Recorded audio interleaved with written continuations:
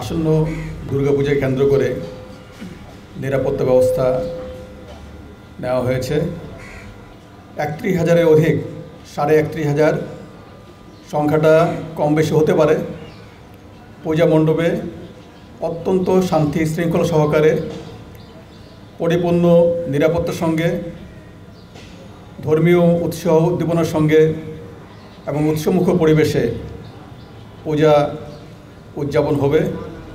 এই পূজার ক্ষেত্রে বাংলাদেশ পুলিশ এবং অন্যান্য আইনশৃঙ্খলা বাহিনী সার্বিক নিরাপত্তা প্রদান করছে।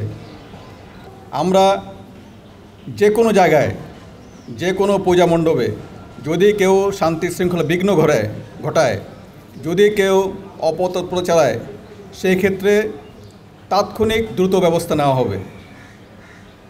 এবং আমাদের মোবাইল টিম সহ স্ট্রাইকিং ফোর্স তারা সব জায়গায় কাছাকাছি দূরত্বে থাকবে।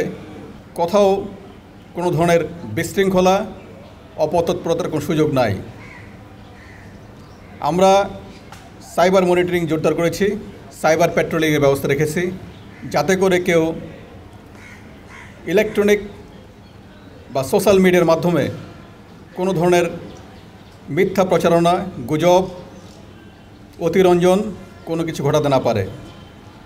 আপনাদেরকে আশ্বস্ত করতে চাই, আমাদের 999 সহ তথ্য, যে কোনো কিছু সংবাদ দ্রুত পৌঁছানো এবং সেই সংবাদের ক্ষেত্রে পুলিশি ব্যবস্থা, আইনশৃঙ্খলা বাহিনীর ব্যবস্থা সেটা আমরা যেন নিতে পারি, সেটা কিন্তু চালু আছে।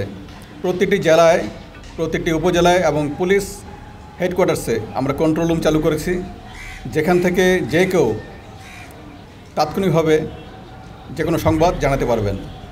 National telecommunication monitoring centre NTMC তাদেরও কিন্তু ব্যবস্থা আছে। আমরা চাই যে সকলে সম্মিলিত প্রচেষ্টায় একটি উৎসবমুখর পরিবেশে পরিপূর্ণ নিরাপত্তার সঙ্গে আমরা আসন্ন দুর্গোৎসব পালন করব।